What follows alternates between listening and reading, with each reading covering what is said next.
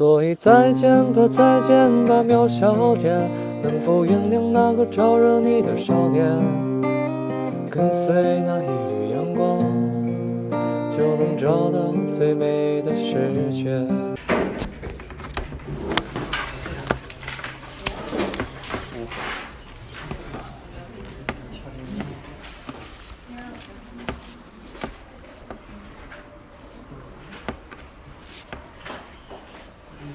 这是第几次对对？第3次。今天就上了3节。其实真正的 day 还没开始。哎，对，真正的 day 还没开始。他说这个是复合，无所谓了，开始了我也不嗯。今天的围观几个人？啊。围观，大课啊。你说宏观吧，应该是。20个没有吗？对对对，差不多。这不尴尬吗？是啊。尴尬吗？他说过，他说这谁来个兄弟就害了，自然选择。比如说你们自己放弃了，就是相当于被淘汰。我上过一节他的课，就那个教室，只有3个人，一排1个人，我是第3排。好吧。那我们下节还是去吧。不要为自己想呀。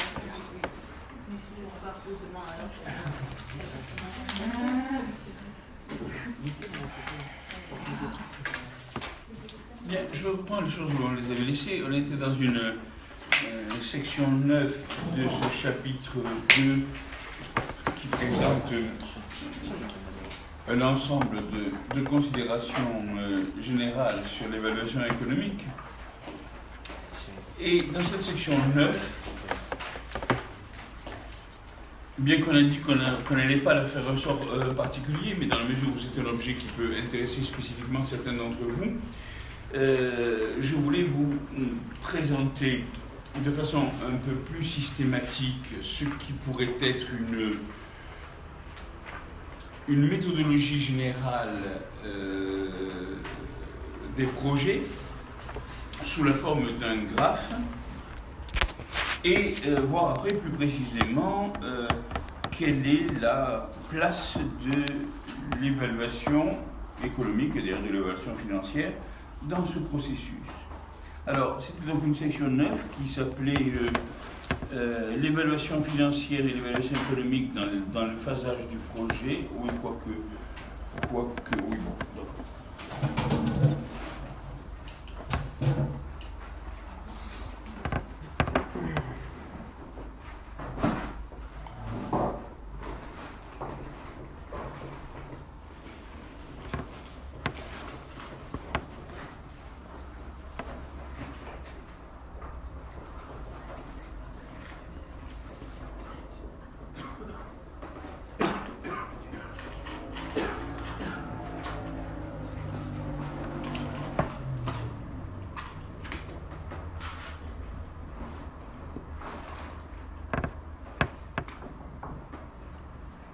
Alors, on avait commencé d'abord avec un petit paragraphe 1 où je vous avais donné une définition du projet qui était empruntée à Brigier et Mikhailov.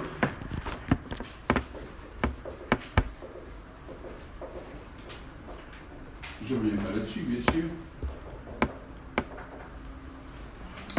Et dans un paragraphe 2, je voulais vous présenter l'ensemble de ce processus que représente un projet, même si c'est à partir d'un graphe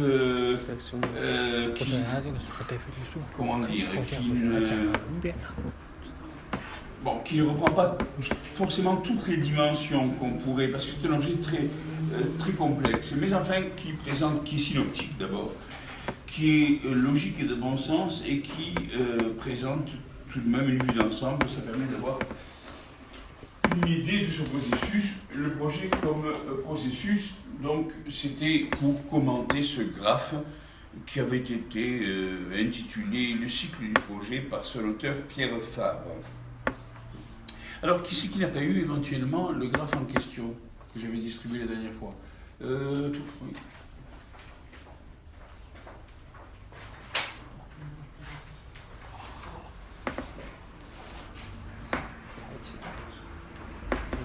prenez-le si vous l'avez.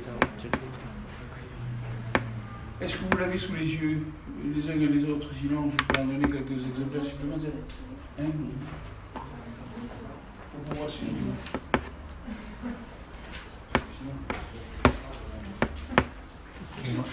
Merci.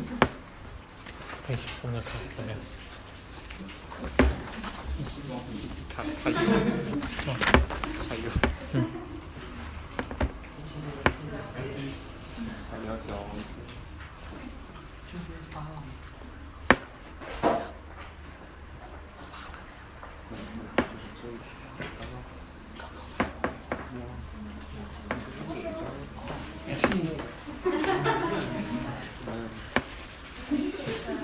Comment ça s'appelle le gâteau?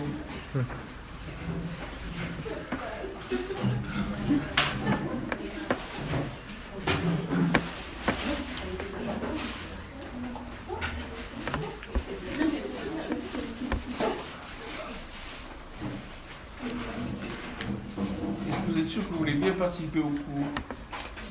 Ah d'accord. C'est peut-être plus utile de manger les gâteaux tout de suite. Alors, est-ce que vous avez d'aventure porté ce graphe que j'avais distribué la dernière fois, non?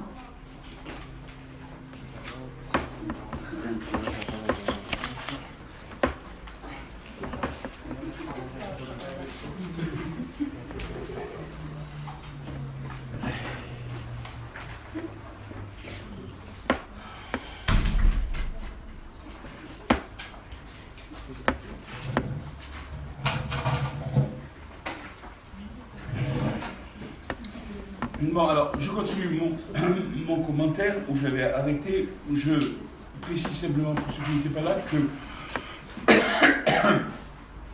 ce qui est à droite, l'espèce de répartition des responsabilités ici, ne va pas nous concerner directement dans la mesure où certains de ces aspects sont liés à un contexte particulier des projets, ces projets publics de développement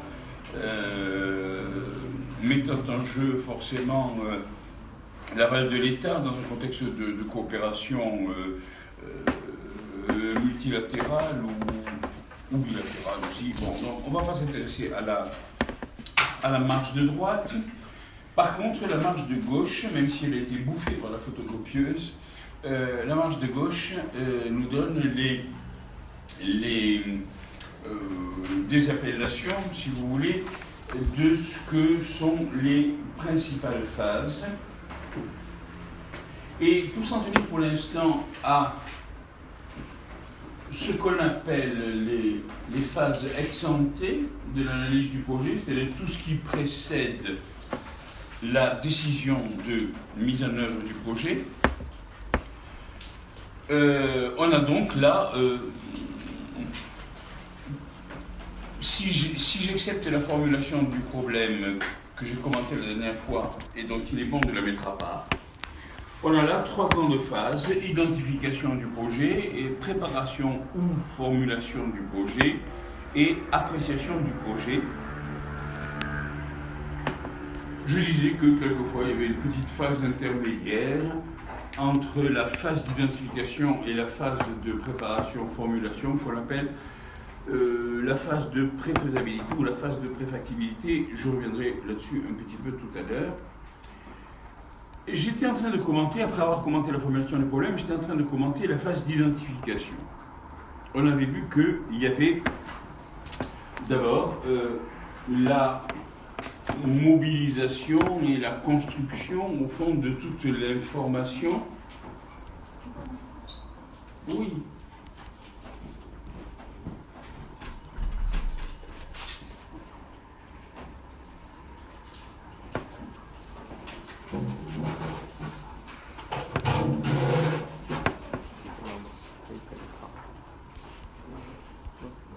De toute l'information dont on aurait besoin pour instruire le projet, c'est ce qui est rassemblé dans cette espèce de bandeau: analyse du milieu, diagnostic, prévision. Bon, je ne reviens pas là-dessus. J'ai dit simplement que s'il s'agissait d'un projet à vocation commerciale, n'est-ce pas, une production d'un bien ou d'un service destiné à être vendu, On aura là, par exemple, aussi une étude de marché, n'est-ce pas? Bon.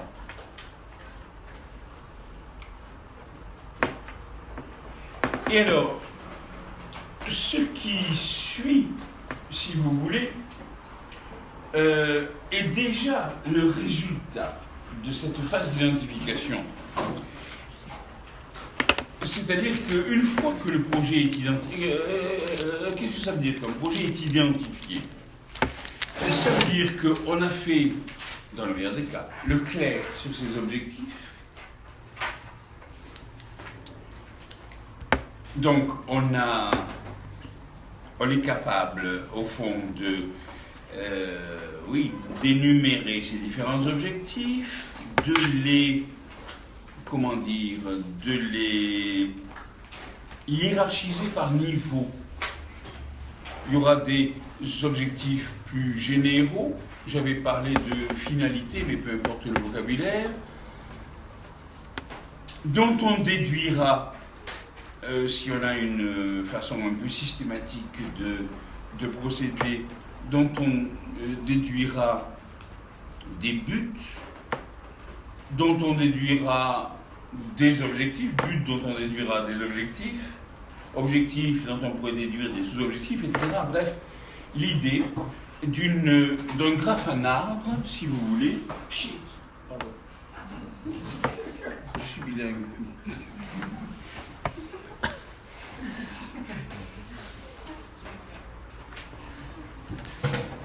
L'idée d'un graphe en arbre, si vous voulez, donc,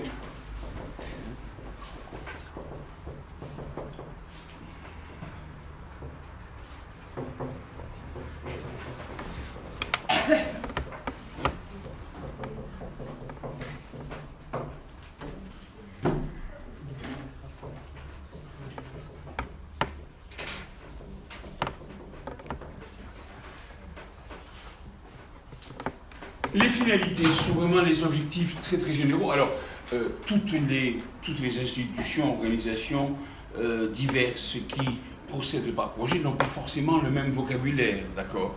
Ou même ne distinguent pas forcément autant de niveaux, d'accord? Bon. Il est clair que... alors,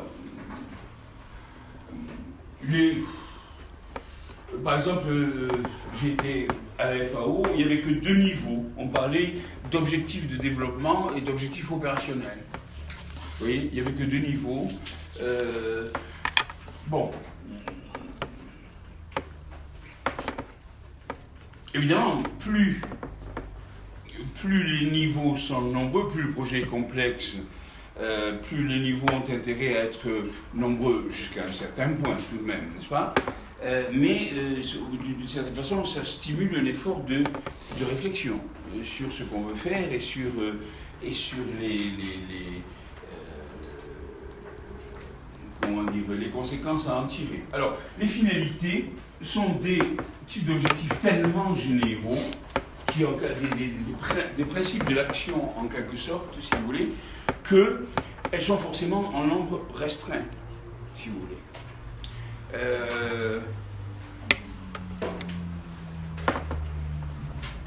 Ces finalités, d'ailleurs, à la limite, elles sont très souvent pas verbalisées, tellement elles sont fondamentales, si vous voulez. Donc, on ne pense pas, à propos d'un projet donné, à battre le banc et l'arrière-banc de toute sa vision du monde, n'est-ce pas, et du rôle qui joue les différentes choses. Bon, donc un paysan qui va, je ne sais pas, se demander s'il va avoir un projet de construire un hangar pour mettre une machine pour faire une première transformation de tomates, n'est-ce pas, ne va pas penser à convoquer le rôle que son exploitation joue pour lui, pour sa famille, etc. etc. Bon, donc, encore une fois, il y a des objectifs qui sont tellement généraux que, soit d'ailleurs, leur articulation avec la suite n'est pas toujours assurée, soit on ne pense même pas à les évoquer tellement ils sont fondamentaux. Mais il est évident que si jamais dans le cours des choses, après, il y a quelque chose qui intervient, si vous voulez, et qui menace une telle fonction fondamentale, par exemple, de l'exploitation dans le cas que j'ai pris, ou bon, à ce moment-là, il y aura un grand coup de volant, n'est-ce pas? Il y aura un grand coup de barre, ça veut dire que quelque chose de fondamental a été touché. Autrement dit, c'est là. C'est peut-être pas souvent dit, mais c'est en dessous, n'est-ce pas? Bon. C'est un soubassement. Bon. Et donc, les finalités sont en nombre relativement, en nombre restreint, pas peu, bon. Et alors, l'idée de ce type de graphe, c'est de réfléchir systématiquement à traduire plus concrètement des objectifs d'un certain niveau dans des objectifs du niveau suivant, si vous voulez. À traduire ici la finalité par un jeu de buts différents qu'on va verbaliser, expliciter, si vous voulez. Celle-ci, peut-être... bon. OK? Et puis, ensuite, vous allez chercher... bon, je parle là dans l'idéal, n'est-ce pas? Je dis dans l'idéal, ce qui serait un graphe d'objectifs, n'est-ce pas? Vous allez chercher systématiquement à traduire, à donner une traduction équivalente, à votre avis, entre la réalisation de ce but, à vos yeux, et la réalisation d'un ensemble d'objectifs qui seront plus concrets, encore une fois, dans leur intitulé. Et vous ferez ça pour chacun d'entre eux, n'est-ce pas? Et puis ensuite, ces objectifs, vous pouvez éventuellement les décliner chacun en sous-objectifs, etc. Donc vous avez un graphe en arbre, comme ça, qui traduit donc la différence dans les niveaux d'objectifs, qui traduit au fond un certain nombre de choix qui sont faits dans la façon dont est fait le passage d'un niveau à l'autre niveau, n'est-ce pas? On pourrait dire que le passage qui serait donné à voir par un tel graphe, bon, très peu de projets font des graphes comme ça, bon, et encore moins les donnent à voir, n'est-ce pas? Encore moins les donnent à voir. Mais le passage de ce niveau-là à ce niveau-là, tel qu'il est fait là, au fond, ça rend compte d'un certain nombre de choix stratégiques. Le passage de ce niveau-là à ce niveau-là, la traduction des buts en une collection d'objectifs qui peuvent évidemment avoir des liens fonctionnels entre eux, entre la réalisation des uns et des autres, ça manifeste ce qu'on pourrait appeler des choix tactiques.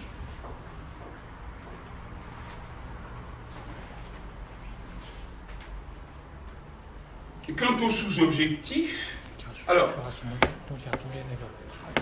il arrive un moment, puisqu'il y a une nécessité de concrétiser, d'essayer de traduire au plus près, in fine, opérationnellement, les choses par la réalisation desquelles on entend réaliser les objectifs, et du coup, équivalemment, on entend réaliser les buts qui ont présidé à leur conception, etc. Il arrive un moment où il est au fond nécessaire, ou en tout cas, comment dire, symptomatiquement plutôt positif, qu'on arrive à quantifier les choses. Par exemple, pour un projet de développement rural, j'aime bien moi prendre 4 sous-catégories et au fond, à partir de ce niveau-là, il conviendrait que les intitulés qui sont là quantifient les choses. Et alors évidemment, si les choses qui sont là sont quantifiées, du coup, celles qui seront là le seront aussi, n'est-ce pas ?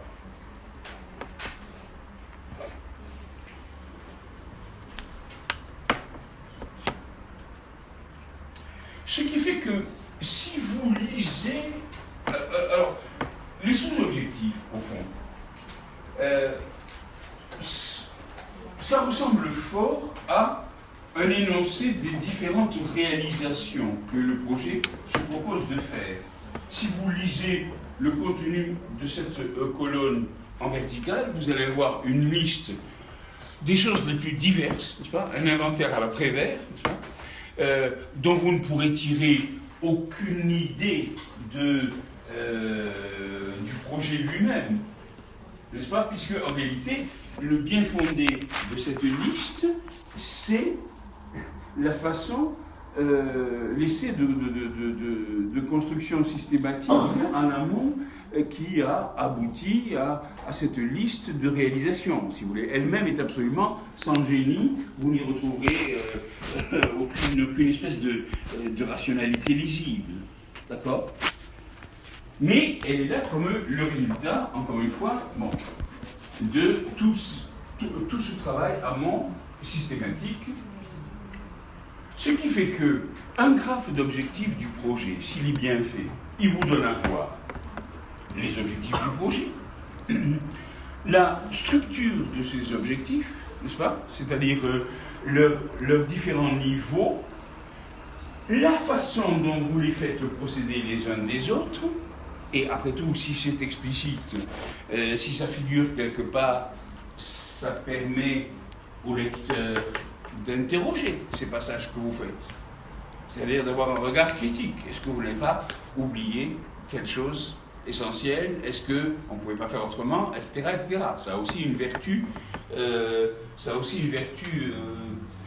démocratique, si je puis dire, que de donner à voir les objectifs d'un projet. Rares sont les objectifs qui donnent à voir, rares sont les projets qui donnent à voir tous leurs objectifs, n'est-ce pas?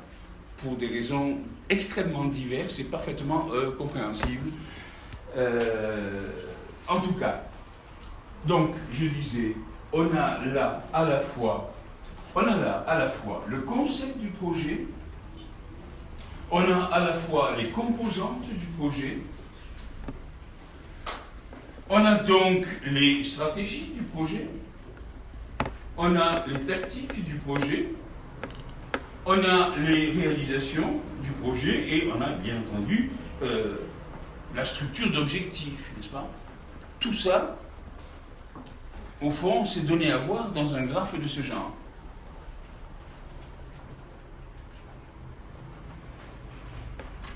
Alors évidemment, c'est très normatif.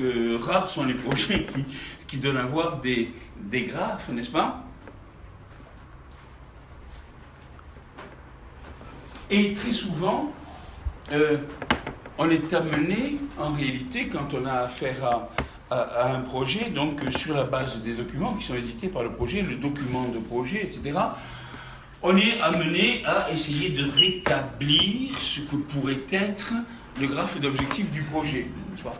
À partir de ce qui est dit, n'est-ce pas, avec quelle insistance, etc., on essaie de rétablir ce qui serait le graphe du projet. Et là, on s'aperçoit qu'il y a des projets dont, dès le départ, on peut s'apercevoir qu'ils ont un certain nombre de défauts de conception, n'est-ce pas, ou qu'on peut prévoir un certain nombre de choses qui vont arriver. Par exemple, de fait, vous avez des projets qui mettent en avant une composante dont on insiste beaucoup, qui est essentielle, etc. Et puis, qui répète la même chose ici. Et puis, il n'y a pas la traduction en aval de ces choses-là. Il y a des choses qui sont mises en avant, on insiste beaucoup au niveau du discours, on dit que c'est très important, etc. Et puis, ça reste verbal et ça ne trouve pas de traduction plus concrète et notamment quantifiée. Bon, on peut être sûr que c'est les premières choses qui seront abandonnées si jamais le projet a des difficultés de budget ou autre, n'est-ce pas? On peut être sûr que c'est des volets qui sont là pour faire bien, n'est-ce pas? Qui sont là pour... mais dont on se soucie au fond pas au point d'essayer de leur trouver une traduction opérationnelle, de réfléchir à la traduction opérationnelle. Est-ce que vous voyez ce que je veux dire? Ok? Bon. De la même façon, vous avez quand vous faites l'analyse d'un projet, n'est-ce pas, vous avez des thèmes, n'est-ce pas, la dimension coopérative, par exemple. Vous voyez que, au fond, il ne progresse pas non plus dans la concrétisation. On les reprend, mais on les reprend toujours à peu près dans les mêmes termes, si vous voulez. On ne les décline pas, on ne réfléchit pas sur eux. Là aussi, c'est des choses sur lesquelles, manifestement, il y a un effort d'investigation insuffisant et qui est peut-être symptomatique, n'est-ce pas?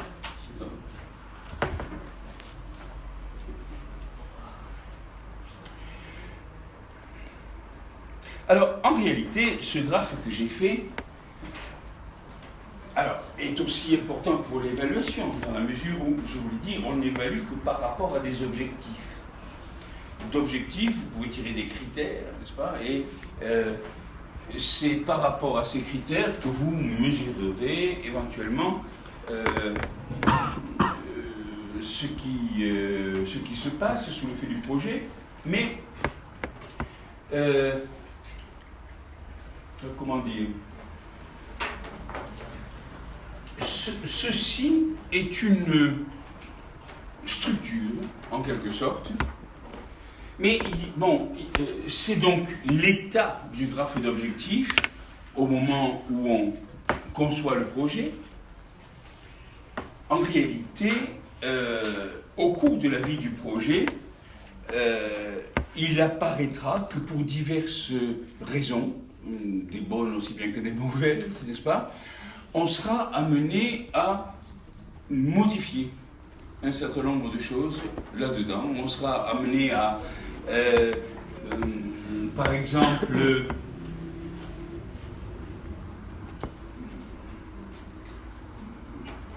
c'est l'objet de ce qu'on appelle les études de suivi, que d'identifier un certain nombre de choses qui n'ont pas fonctionné comme prévu, d'essayer de s'expliquer les raisons, n'est-ce pas, de cet écart, et d'apporter un correctif. Apporter un correctif, c'est-à-dire choisir une autre procédure d'action, voire modifier un objectif, voire modifier un but, n'est-ce pas? Ça peut être des remises en cause qui peuvent aller de plus en plus loin suivant la nature du suivi dont on parlera par la suite. Autrement dit, cette structure d'objectif est appelée à se modifier au cours de la vie du projet. Voilà pourquoi je préfère parler même d'un système d'objectifs pour bien marquer le caractère plastique et relativement plastique, n'est-ce pas, et relativement dynamique de la chose, n'est-ce pas, plutôt que de parler de structure d'objectifs qui a l'air de donner une idée de quelque chose d'immuable, n'est-ce pas, et qui ne bougera pas. En réalité, le projet va se modifier tout au long de son existence opérationnelle, si vous voulez, et ces modifications, au fond, répondront à, que ce soit explicité ou non, n'est-ce pas, répondront à des modifications du graphe initial d'objectif. Ça posera les problèmes de l'évaluation in fine ou de l'évaluation ex post. Vis-à-vis de quelle structure d'objectif vous allez évaluer un projet. Sa structure d'objectif initiale, ça n'a pas de sens si il a abouti à une structure d'objectif nettement différente. La structure finale, ça n'a pas de sens si il a passé 5 ou 6 ans ou 7 ans de fonctionnement à aboutir à cette structure finale. Donc, ça veut dire gommer le gaspillage, n'est-ce pas, auquel ça a pu éventuellement correspondre. Une structure intermédiaire entre les deux, laquelle, pourquoi, etc. Donc, vous voyez que cette question de l'évaluation in fine est intéressante, n'est-ce pas, parce qu'elle pose un certain nombre de problèmes méthodologiques. Mais nous y reviendrons plus tard. Alors, graphe des objectifs. Proposition technique et financière. C'est donc, au fond, l'énoncé de ce que le projet se propose de faire en fonction du problème qui a été posé, n'est-ce pas? Donc, de l'argumentaire qui est développé. On donne à voir, donc, le projet identifié, en quoi il consiste, quelles sont ses composantes, les résultats prévisionnels intermédiaires, etc., etc. Bref, ça se traduit par un document de projet. Mais pour aboutir à ça, pour aboutir à ce graphe des objectifs et aux propositions techniques et financières, encore une fois, il aura fallu faire un long travail artisanal, vigilant, collectif, entre les différentes disciplines qui peuvent être intéressées à l'élaboration de ce projet, n'est-ce pas? Ces différentes disciplines ayant chacune leur méthode et leurs instruments, mais pouvant faire un travail commun dans la mesure où c'est un travail qui est fait au nom du même problème qui serait pris en compte, n'est-ce pas? Par l'économiste, par l'hydrologue, etc., etc. Donc ça rend possible un travail interdisciplinaire, si vous voulez. Le fait de travailler sous les auspices d'un problème commun posé. Et après, on discute pour voir comment on peut articuler les visions, les instruments, les méthodes des uns et des autres. Et puis vous avez un graphe des effets. Alors, ça veut dire que... Alors, il s'agit bien sûr des différents types de résultats attendus, mais pas seulement.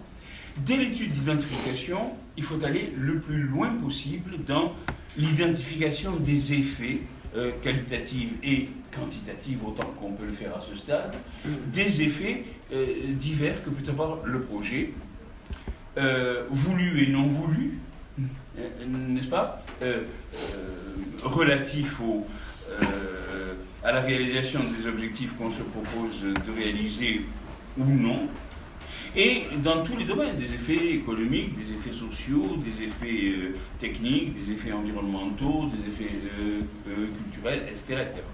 Donc déjà, dès l'identification, vous voyez que c'est quelque chose de tout de même extrêmement compréhensif, si vous voulez.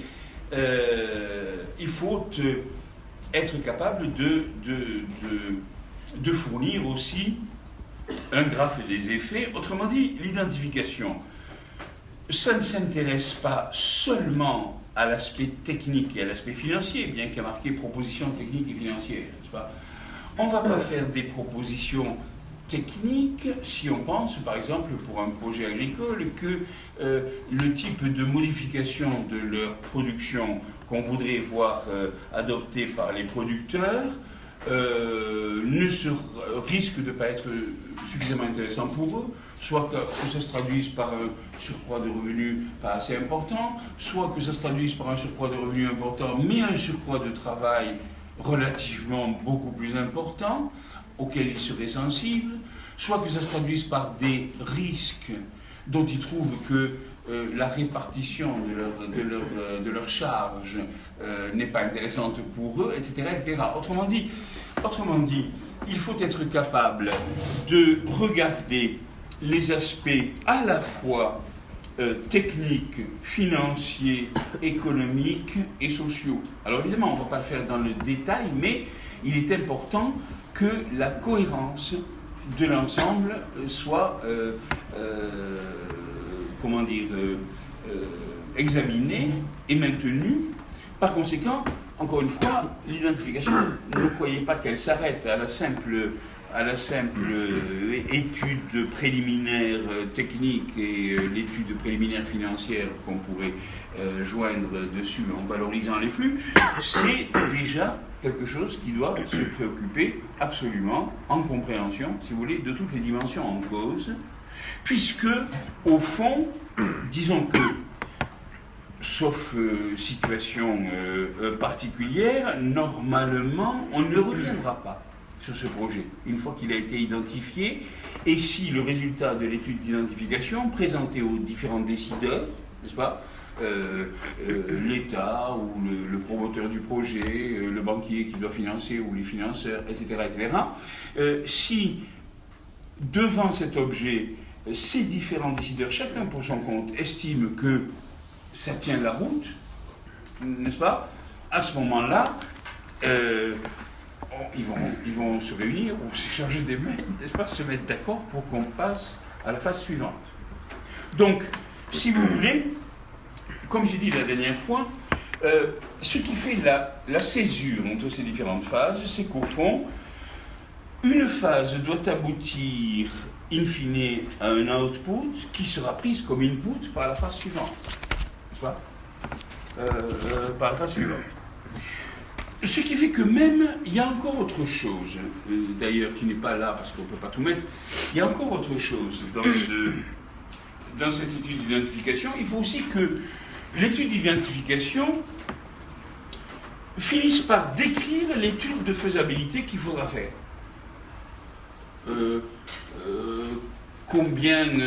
Quel type d'expertise mobiliser, combien d'experts de telle nature, pendant combien de mois, etc. Et chiffre le coût de l'étude de faisabilité. Encore une fois, dans l'esprit que les décideurs aient tout ce qu'il faut pour voir s'ils sont d'accord, pour dire banco, on continue. N'est-ce pas? Alors, en effet, la phase de préparation ou de formulation, qu'on appelle souvent la phase de faisabilité, parce que le cœur de cette phase, c'est l'étude de faisabilité, je vous disais que c'était des études qui coûtent cher, qui durent longtemps, etc. Et donc, on ne va les entamer que sur quelque chose qui tienne suffisamment la route, n'est-ce pas, pour qu'on considère que c'est, à ce stade, si vous voulez, ce qui apparaît comme optimal par rapport aux autres alternatives, si vous voulez. Et, encore une fois, après s'être assuré qu'on s'est mis d'accord dessus, les uns et les autres. Donc, vous voyez, dans la préparation des projets, il n'y a pas que des études.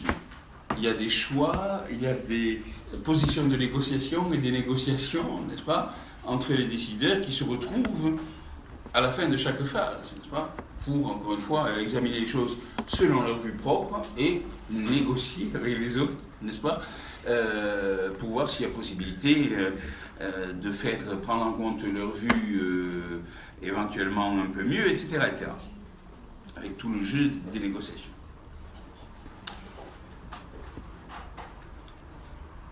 La phase de préparation s'empare donc de l'output de l'étude d'identification pour opérer dessus, ou à partir de là, un certain nombre d'études spécifiques qu'on peut appeler les dossiers de l'étude de faisabilité.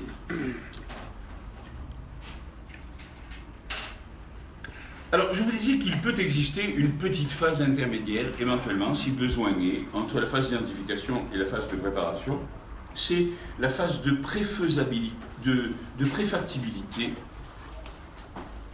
ou de préfaisabilité,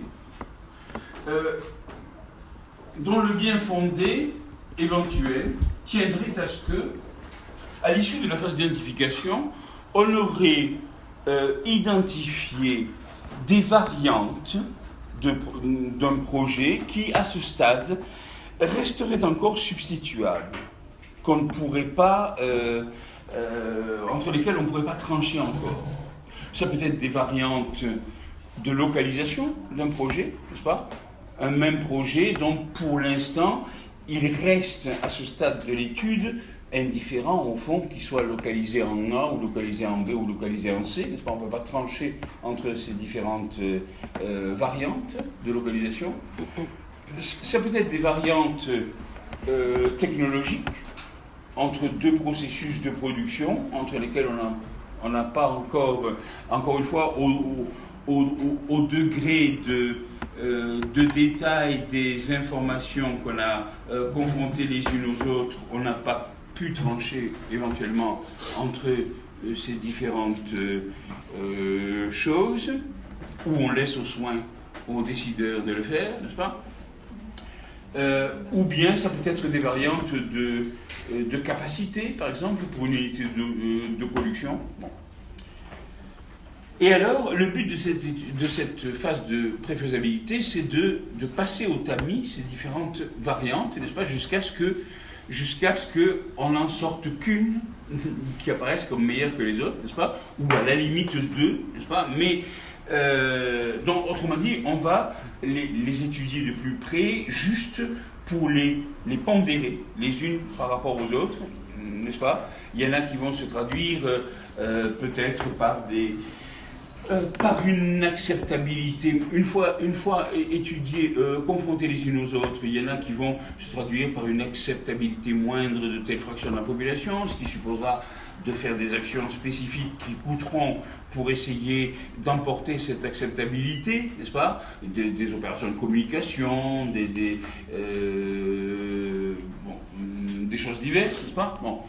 Tout ça se traduit par des coûts. Donc, ces coûts ajoutés au fur et à mesure de la réflexion viennent pondérer les différentes variantes, si vous voulez, donc les alourdir relativement aux autres, et finalement, au terme de ce passage au tamis, n'est-ce pas, il en reste une qui apparaît plus intéressante, ou éventuellement on peut mener une étude de faisabilité sur deux variantes, si elle reste encore substituable, n'est-ce pas, à l'issue de cette phase. Alors, la phase de préparation-formulation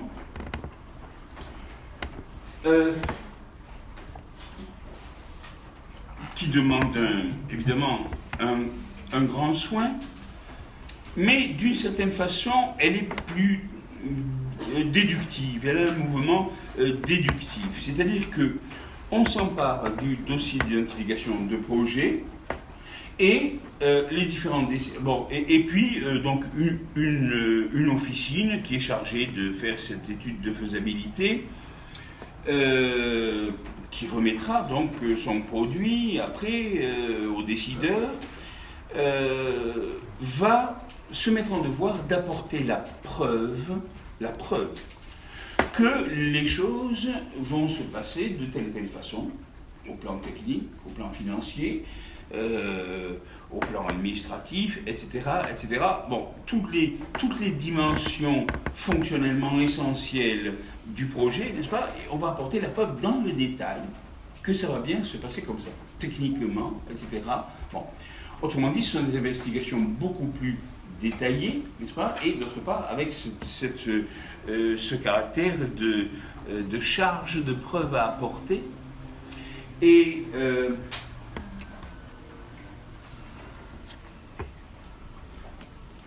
donc, du coup, si vous voulez,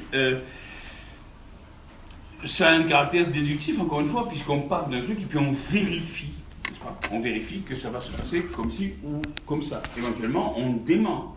On dit, vous avez prévu, je ne sais pas moi, tel coût pour telle opération, mais c'est pas possible parce que c'est devenu différent, ou bien vous avez vu ça d'un peu loin, bon, etc., etc. Donc, ça veut dire que on va éventuellement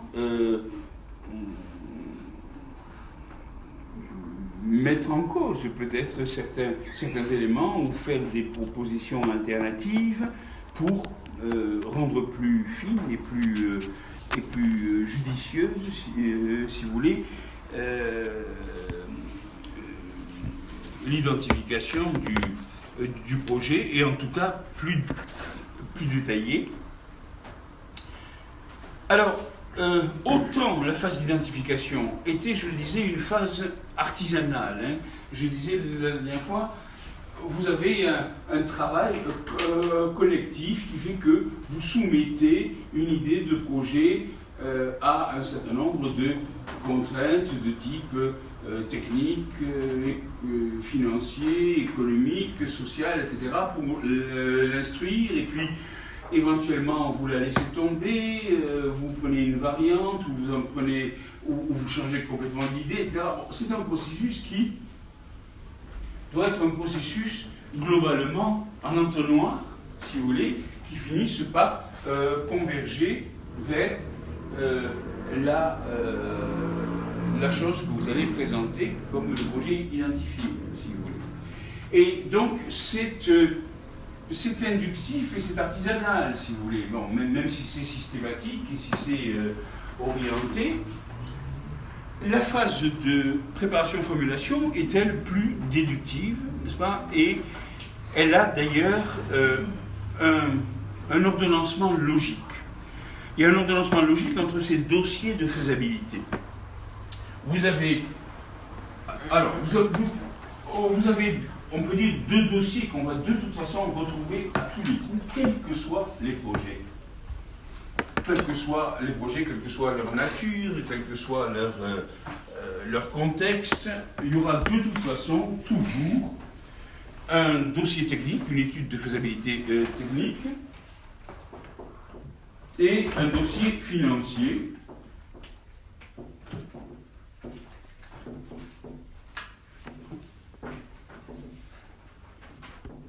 Une étude de faisabilité financière.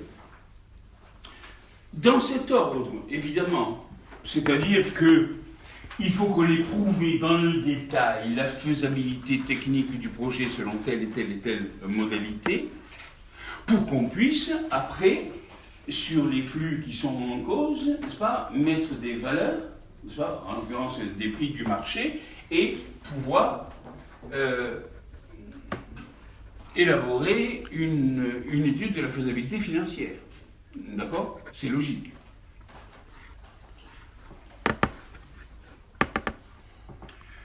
Alors, c'est au fond, disons, c'est dans cette étude de faisabilité financière qu'on va peut-être pour la première fois utiliser de façon systématique les méthodes de l'évaluation financière. Même si, encore une fois, l'étude d'identification se sera préoccupée, mais encore une fois plutôt au niveau de la cohérence des ordres de grandeur, si vous voulez, se sera préoccupée bien entendu de la viabilité, je dirais, financière.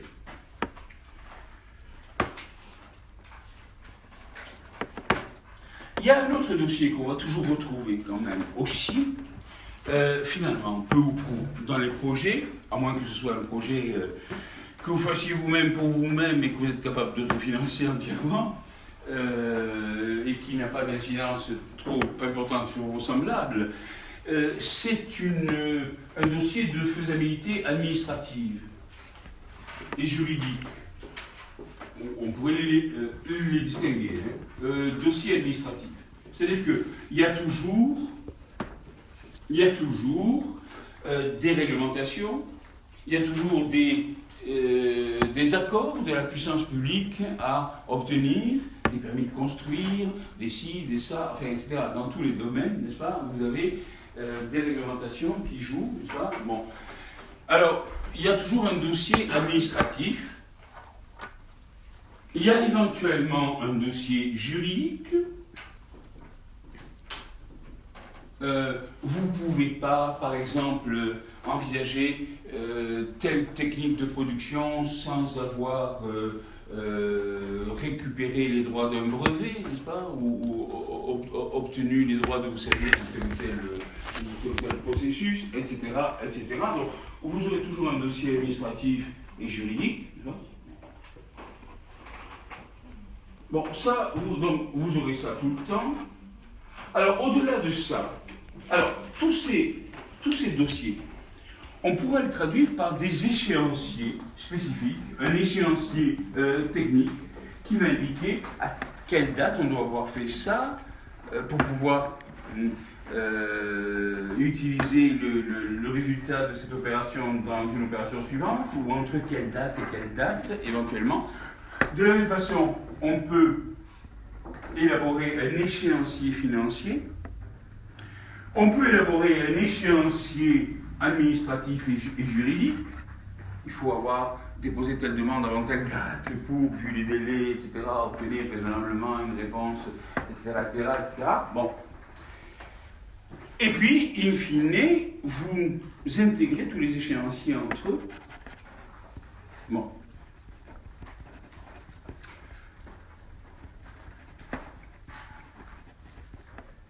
Alors, vous voyez que la dimension économique n'apparaît pas encore.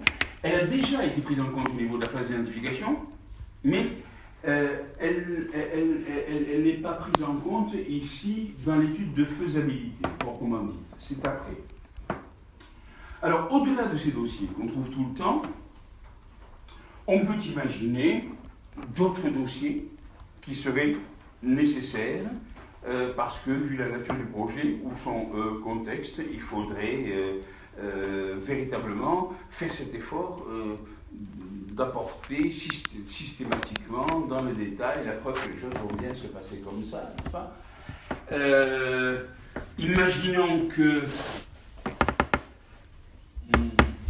Alors, imaginons que, je ne sais pas, dans le dossier technique, imaginons que les questions d'organisation soient suffisamment complexes pour qu'on les traite à part, au lieu de les faire rentrer dans le dossier technique. On pourrait avoir une étude de faisabilité organisationnelle, par exemple. Ou bien, imaginons que les rapports avec l'amont et l'aval de votre projet soient à ce point stratégiques qu'il faille faire une faisabilité logistique. Et regarder véritablement dans le détail, à la loupe, n'est-ce pas, tout ce qui pourrait relever de cette dimension des choses. On pourrait imaginer, si votre dossier, si votre projet est un projet commercial, et même si vous avez fait une étude de marché au départ qui a guidé votre orientation sur le type de projet à identifier, n'est-ce pas ? Quel type de produit, pour quel type de consommateur, avec quel rapport avec la gamme de produits que vous avez déjà, dans quel contexte de concurrence, etc., etc. Bon, vous avez bien entendu identifié votre projet au regard de ça, mais imaginons que l'aspect commercial soit tellement important qu'il faille creuser un certain nombre d'aspects en ce qui concerne la force de vente, bon, je ne sais pas quoi. On pourrait imaginer qu'il puisse y avoir un dossier de faisabilité commerciale en plus, n'est-ce pas ? On pourrait imaginer qu'il puisse y avoir un dossier de faisabilité sociopolitique. Vous voulez faire un projet dans une zone qui est particulièrement agitée par des courants divers, des problématiques diverses, ou des politiques locaux, ou que sais-je, n'est-ce pas ? Et il faut regarder avec soin comment la chose pourra être reçue, si vous voulez, etc. etc. Vous pouvez imaginer qu'il y a un dossier de faisabilité sociopolitique, etc. etc. Vous pouvez imaginer à l'infini des dossiers spécifiques, ça dépend encore une fois de la nature du projet et de son contexte.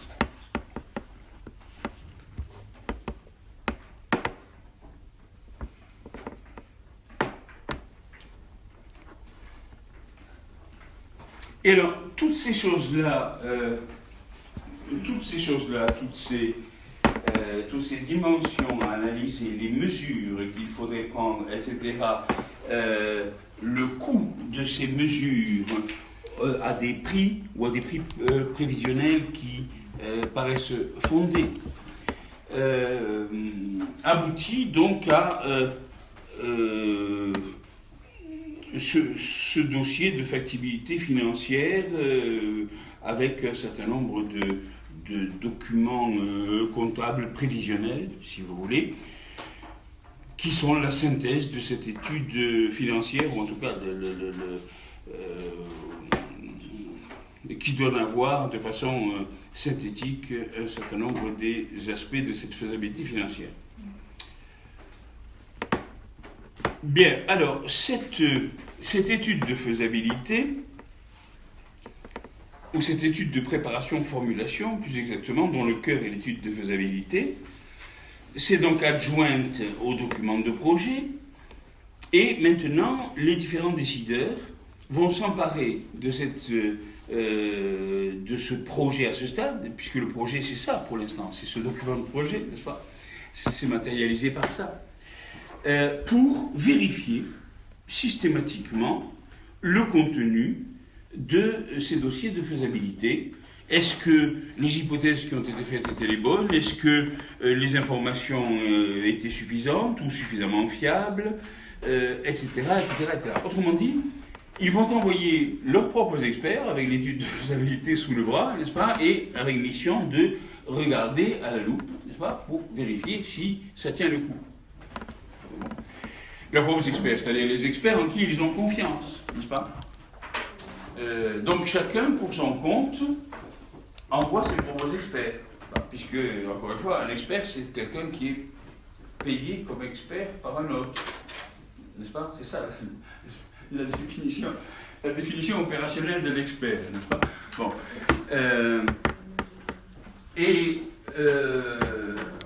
Donc, ces gens-là se livrent à des investigations diverses et reviennent rendre compte à leurs commanditaires, n'est-ce pas, en disant voilà, ça va, ou bien ça va pas du tout, n'est-ce pas, bon, etc., etc. Et donc ces vérifications étant faites, en parallèle, donc, ou après, on peut éventuellement engager une évaluation économique si la nature du projet ou le poids du projet, etc., intéresse la collectivité. À ce moment-là, l'agent public, le décideur public, si vous voulez, va faire procéder à une étude d'évaluation économique. Donc c'est là qu'on procède systématiquement, si vous voulez, avec les méthodes dont nous parlerons, à une évaluation économique du projet. On a mis ici la question du montage financier, oui, parce que c'est important. Vous avez, bon, il y a des projets qui sont suffisamment énormes pour avoir besoin de montants de financement importants, extérieurs le plus souvent, aux capacités d'autofinancement du projet, voire même aux capacités de financement du pays, d'accord? Et on a besoin de s'assurer que les financements nécessaires seront bien délivrés. Or, très souvent, les financements sont conditionnés. C'est-à-dire que tel pays accepte de financer telle chose, mais si, ou à partir du moment où 80% du financement général aura déjà été mobilisé, n'est-ce pas? Ou bien tel pays accepte de financer telle chose si on prend des entreprises ou des consortiums de ce pays pour faire telle opération, ou pour telle opération, ou pour telle opération, etc. Il y a des conditionnalités auprès, n'est-ce pas? Ce qui fait que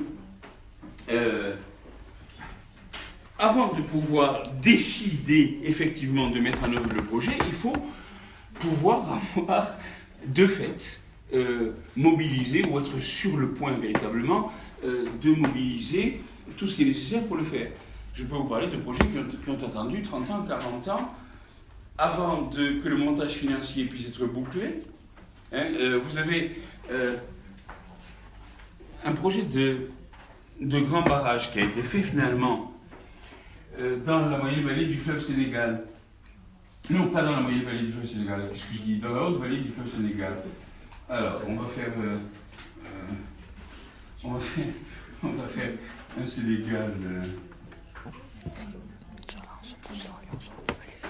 Bon, alors ça c'est un peu hypertrophié, mais bon, ça c'est Dakar, le top vert. Et alors, vous avez le fleuve Sénégal qui vient de Guinée et qui est frontalier entre le Mali et le Sénégal, et puis entre la Mauritanie et le Sénégal, et puis qui vient se jeter ici. Donc là vous avez la Mauritanie, là vous avez le Mali, là vous avez la Guinée, là vous avez le Sénégal, bon, tout un tas de pays riverains du fleuve Sénégal. Et alors, évidemment, alors, ça fait très longtemps, ça fait 50 ans au moins, qu'il y a un projet de barrage sur le fleuve Sénégal, en réalité de deux barrages. Un à Manantali et un à Diama. Ce projet, comment dire, était destiné à intervenir sur un fleuve qui est un fleuve qui a des régimes de crues saisonnières, comme tous les fleuves de la région, parce qu'il y a une pluviométrie qui est avec des saisons de pluie très accusées, si vous voulez, sur 2-3 mois, et puis des saisons sèches.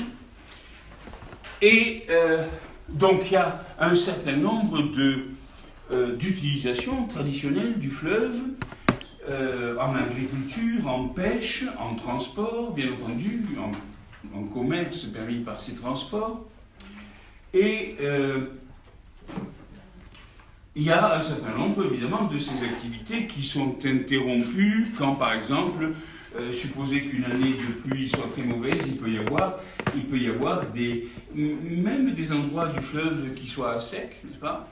Bon, autrement dit, pour les embarcations, c'est un problème, évidemment. Bon, donc il y a certaines activités qui sont plus saisonnières que d'autres.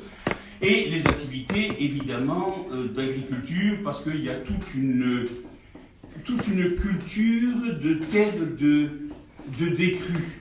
C'est-à-dire, quand le fleuve est en crue, il inonde un certain nombre de terres, n'est-ce pas, suivant la topographie locale du terrain, n'est-ce pas, les chenaux d'écoulement, etc. Et quand cette eau se retire, si vous voulez, il y a des cultures qu'on appelle les cultures de décrue qui utilisent l'humidité résiduelle du sol pour en fait d'apport hydrique jusqu'à la fin du cycle végétatif, n'est-ce pas? Bon. Ce qui sont des cultures, en l'espèce des cultures de sorgho. Et puis il y a également des cultures de mil d'arrière-pays, mais qui sont des cultures pluviales, dont l'apport hydrique est pluvial, et donc dont la période de culture, c'est la saison des pluies. Mais ces cultures de décrue sont tout à fait essentielles, évidemment, comme dans tous les fleuves de la région, n'est-ce pas? Et font de ces fleuves une espèce de creuset de civilisation, n'est-ce pas, au cours de l'histoire, parce qu'évidemment, ce sont des terres qui sont, pour certaines, inondées à tous les coups, pour certaines, inondées 2 années sur 4, pour d'autres, inondées plus rarement, mais qui constituent une assurance de production, n'est-ce pas, en tout cas. Évidemment, les activités de pêche sont aussi très liées à la physionomie de ces crues. Et alors, ce qui était poursuivi dans ce projet de grand barrage de Manantali, c'était d'aboutir à permettre un certain nombre d'activités économiques à partir de l'eau du fleuve et de sa maîtrise, parce qu'il y aurait donc une retenue, n'est-ce pas, dont on pourrait jouer aussi, de permettre éventuellement, notamment, une régularisation du cours du fleuve, permettant, par exemple, des transports fluviaux sur des durées plus importantes qu'auparavant, n'est-ce pas, dans l'année. Et puis, permettre des industries. Alors, la Guinée était très intéressée par les industries minières, parce qu'il y a pas mal d'activités minières en Guinée, n'est-ce pas? Et ces activités sont des activités qui sont gourmandes en eau, n'est-ce pas? Bon. La Guinée était intéressée par ça, beaucoup. Le Sénégal et la Mauritanie étaient intéressés par toute l'activité agricole qu'on pouvait imaginer, c'est-à-dire créer des périmètres irrigués de part et d'autre, n'est-ce pas, pour pouvoir maîtriser une agriculture plus productive. Tous les pays étaient intéressés éventuellement à l'apport d'électricité qu'on pourrait avoir à partir de la circulation de cette eau, etc., etc. Donc des usages divers de cette eau, quelquefois contradictoires, n'est-ce pas? L'eau qui est partie inonder les périmètres n'est plus vraiment récupérable, n'est-ce pas, pour faire de l'électricité, etc., etc. Quelquefois contradictoires et différentiels suivant les pays. n'est-ce pas? Bon. Donc, il y a eu une organisation des pays riverains du fleuve Sénégal qui a cherché à compatibiliser, si vous voulez, toutes ces vues sur ce barrage. Et évidemment, les négociations ont abouti toujours, au fond, à recalibrer le barrage à la hausse pour essayer de faire droit à des demandes spécifiques politiques de tel ou tel État partenaire, n'est-ce pas? Quitte à ce que le barrage soit surdimensionné. C'est ce qui arrive souvent au barrage, n'est-ce pas? Quitte à ce que le barrage soit surdimensionné. Mais cette matérialisation, n'est-ce pas, par l'idée d'un barrage de plus en plus haut et d'une retenue plus importante, se traduit évidemment par des besoins de financement de plus en plus importants. Donc on courait après le bouclage du montage financier, d'autant que les financeurs eux-mêmes, je vous le disais, ont leurs propres conditions. Les Français étaient intéressés dans l'affaire plutôt par tel barrage que tel autre. Et puis les Français, les Italiens, les Allemands ont fait chacun des consortiums, n'est-ce pas, pour les uns étant plus intéressés au travaux public, les autres plus à l'électricité, les autres, etc., etc. Bon, bref.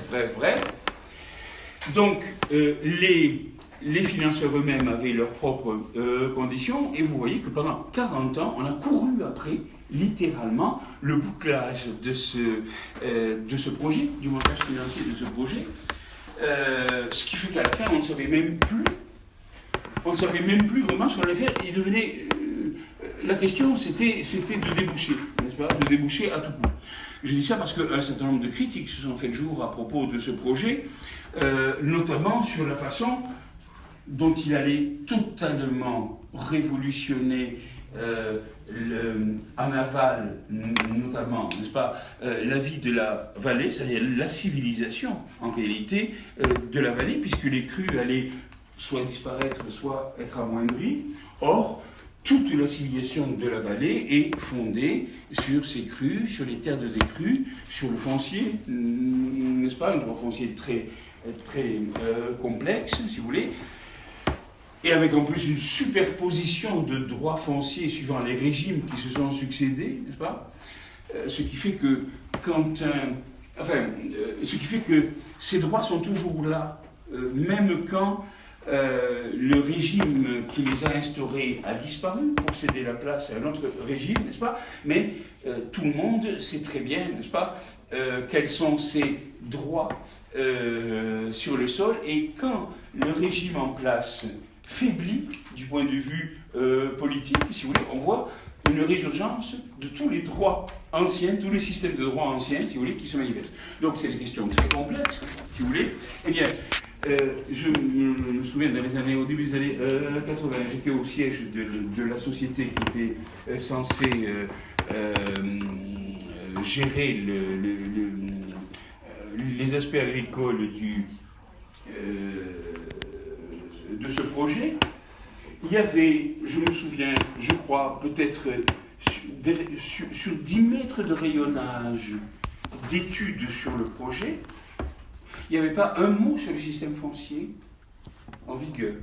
C'est pour vous dire aussi comment sont faits éventuellement les projets, n'est-ce pas? Bon. Enfin, en tous les cas, je parlais de ça à propos du montage financier, pour dire que, voilà, il faut que au fond, tous les décideurs de tout poil soient assurés du contenu de l'étude de faisabilité et de sa vérification, d'une part. Deux, éventuellement, pour les décideurs publics, du résultat de l'évaluation économique, n'est-ce pas? Et je vous disais que ça peut aussi intéresser, je vous disais la dernière fois que ça peut aussi intéresser éventuellement les investisseurs privés, à cause de l'impact que ça aurait sur eux, d'accord? Que le montage financier soit bouclé ou sur le point d'être bouclé, et encore, tous ces gens-là auront des positions de négociation. Par exemple, vous avez je ne sais pas moi, la Banque mondiale qui acceptera de financer telle chose, mais à condition que le pays modifie telle ou telle chose dans le niveau des prix administrés, par exemple. Bon, et chacun, évidemment, dans les positions de négociation, essaie de tenir le plus longtemps possible ses positions, n'est-ce pas? Bon. Enfin, quand tout le monde s'est mis à peu près d'accord, n'est-ce pas, sur une mouture sur laquelle ils sont d'accord pour procéder à la décision, donc on décide de mettre en œuvre le projet, c'est-à-dire en pratique de commencer à mettre en œuvre les investissements. Alors, vous avez ensuite une phase qu'on a appelée ici phase de création. Donc, on rentre maintenant dans les opérations, proprement dites, si vous voulez. On quitte un ensemble d'études, de choix méthodologiques et politiques et de négociations pour arriver à, au déroulement opérationnel du projet, mais où il n'y aura pas que des opérations, où il y aura aussi des études, on le verra, et évidemment des choix. Évidemment des choix et des négociations. Alors, vous avez une phase de création où on a mis là-dedans une autre phase d'études qui sont les études d'avant-projet d'exécution. Ça, c'est des études, si vous voulez, qui n'étaient pas nécessaires au fond de faire avant, c'est-à-dire que le fait d'avoir fait avant ne se soldait pas par des conditions différentes à la prise de décision, si vous voulez, n'aurait pas eu d'impact sur la décision. Alors, pour gagner du temps, si vous voulez, parce qu'il y a toujours un arbitrage entre l'information à mobiliser et le temps qui passe, n'est-ce pas, pour gagner du temps. Donc, ces études d'avant-projet d'exécution, si elles n'ont pas d'impact sur la décision, n'est-ce pas, de par leur nature ou le niveau de détail auquel elles sont menées, on les met après, d'autant que, quelquefois, si on est vraiment sûr de déboucher sur la décision, on les commence, n'est-ce pas, mais on les met après, d'autant que peut-être après, puisque si le projet est localisé, ça peut être fait en ayant une implantation sur place, etc. etc. Bon. On met en œuvre les investissements, donc effectivement, dans l'établissement du programme, il y a aussi les appels d'offres, les choses comme ça, n'est-ce pas, à ce niveau-là. Et puis, vous avez après une phase qu'on a appelée ici vie du projet et reformulation. Attention, ça a disparu, n'est-ce pas, reformulation. Alors, il y a là plusieurs types d'activités. Il y a le fonctionnement du projet, donc qui est à gérer, et il y a des activités de suivi. Il y a des activités de suivi dont vous voyez ici que, puisque vous avez une petite boucle de rétroaction, hein, il y a des boucles de rétroaction dont je n'ai pas parlé, vous avez une petite boucle de rétroaction, ce suivi doit servir normalement à éclairer un certain nombre de décisions de gestion du projet ou de gestion du projet. Alors, vous avez différents types d'études de suivi. Il peut y avoir différentes nomenclatures. On pourrait parler de suivi de réalisation. On pourrait parler d'un suivi d'impact. On pourrait parler d'un suivi d'effet. On pourrait parler d'un suivi de conjoncture, mais bon, c'est une nomenclature parmi d'autres. Ce n'est pas différentes écoles de suivi, c'est des activités de suivi qui sont toutes nécessaires, chacune pour son compte, et complémentaires, donc, si vous voulez. Suivi de réalisation, ça veut dire, par exemple, que vous avez prévu, dans votre colonne de sous-objectifs, n'est-ce pas, de réaliser telle chose, par exemple, avant telle date, avoir placé 350 semoirs chez les paysans de cette zone, n'est-ce pas? Bon. Et puis, le suivi de réalisation, ça consiste à regarder à la date en question qu'est-ce qui a été fait, n'est-ce pas, constater des écarts, vous n'en avez placé que 150, bon, et du coup, à partir de l'écart, s'interroger sur le pourquoi. Est-ce que c'est qu'il y a eu un problème d'approvisionnement? Est-ce que c'est que... bon, bref. Et puis, ça vous permet de modifier un certain nombre de modalités d'organisation ou de procédures au niveau de cette fonction de délivrance de ces semoirs, n'est-ce pas? Bon, parce que les autres n'ont pas marché. Le suivi d'impact, c'est différent. Donc finalement, le suivi de réalisation, ça va concerner véritablement un espace au plan de l'information qui est le projet lui-même, disons, et son articulation directe au titre des réalisations qu'il se propose de faire avec le milieu. Le suivi d'impact, c'est autre chose. C'est, par exemple, supposez que sur ces 150 semoirs que vous avez placés chez les paysans, n'est-ce pas, il n'y en a que 50 qui s'en soient servis. Bon. Donc, vous voyez que c'est un autre type de suivi, n'est-ce pas? Bon, c'est-à-dire que ça demande de prendre maintenant de l'information dans les différentes exploitations, n'est-ce pas? C'est un autre espace, d'une certaine façon, de mobilisation de l'information. Le suivi des faits, alors, c'est pour voir, voyons, je ne sais pas, par exemple, sur ceux qui l'ont utilisé, effectivement, est-ce que ça se traduit par... puisqu'ils ont utilisé ces semoirs, qu'ils ont de telle et telle façon, qu'ils ont fait des semis en ligne, est-ce que ça se traduit par une productivité plus importante, par exemple, à l'unité de surface, ou non, n'est-ce pas? Bon, etc. Vous mesurez. Donc, ça demande de prendre de l'information sur d'autres variables encore, n'est-ce pas? Quant au suivi de conjoncture, alors il peut y avoir des suivis de conjoncture de nature diverse. Alors là, c'est des suivis sur des choses qui ne tiennent pas au périmètre interne du projet en tant qu'entité organisationnelle, si vous voulez, qui ne portent pas sur sa zone d'action, mais qui portent sur un certain nombre de phénomènes qui peuvent avoir des conséquences sensibles sur l'activité du projet ou sur son niveau de performance, n'est-ce pas? Bon, par exemple, ça peut être un suivi climatique, si on est dans une période où s'il y a une grande variabilité climatique, si on est dans une période où en plus il y a des perturbations inhabituelles, que sais-je, il peut y avoir un suivi climatique, il peut y avoir un suivi des prix. Le projet utilise un certain nombre de prix, on a valorisé avec certains prix les outputs du projet, mais aussi les inputs du projet, etc. Il faut bien suivre la conjoncture des prix au cas où il y aurait des variations sensibles par rapport à ce qui avait pu être prévu, etc.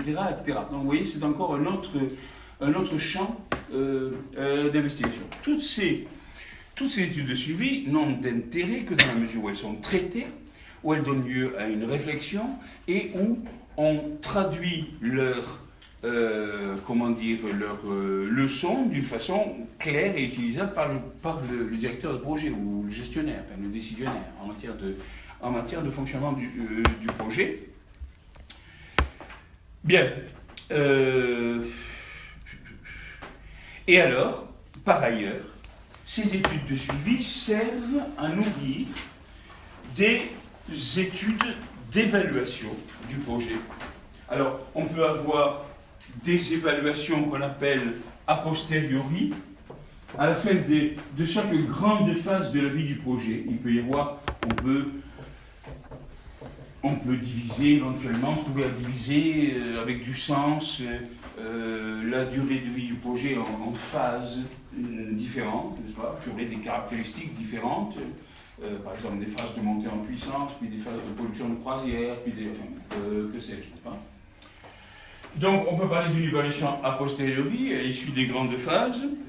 On peut parler à la fin, au moment où le projet cesse son activité, on peut parler d'une évaluation in fine.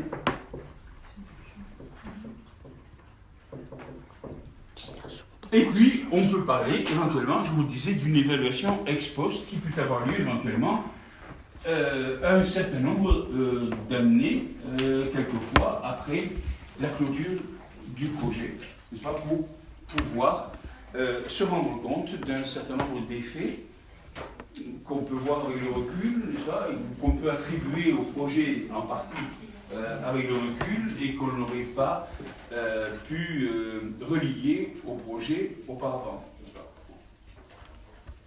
Bien. Et alors, finalement, où va se situer donc l'évaluation financière et l'évaluation économique dans tout ça? Ben, je vous le disais, dès l'identification, sans utiliser systématiquement les méthodes d'évaluation financière et d'évaluation économique sur l'ensemble du projet, mais on se préoccupe quand même d'une cohérence, encore une fois, dans les ordres de grandeur et dans la problématique liée à ces différentes dimensions. On utilise au moment de l'étude de faisabilité financière systématiquement les méthodes de l'évaluation financière.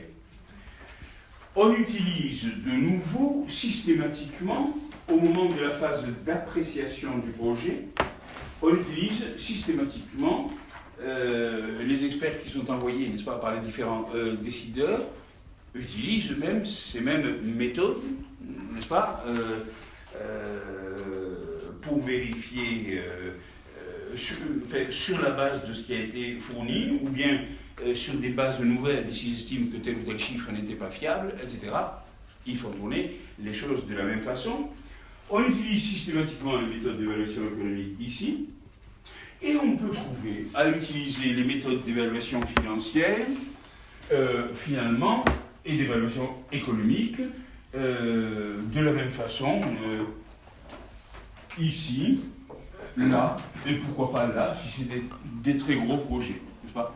Donc, vous voyez, il y a des moments différents d'évaluation, et ces moments différents d'évaluation n'intervenant pas au même moment de ce processus qu'est le projet, n'ont évidemment pas les mêmes utilisations, ni les mêmes préoccupations. Les évaluations ex-ante sont là pour préparer la décision de mise en œuvre, n'est-ce pas, et éclairer la décision de mise en œuvre.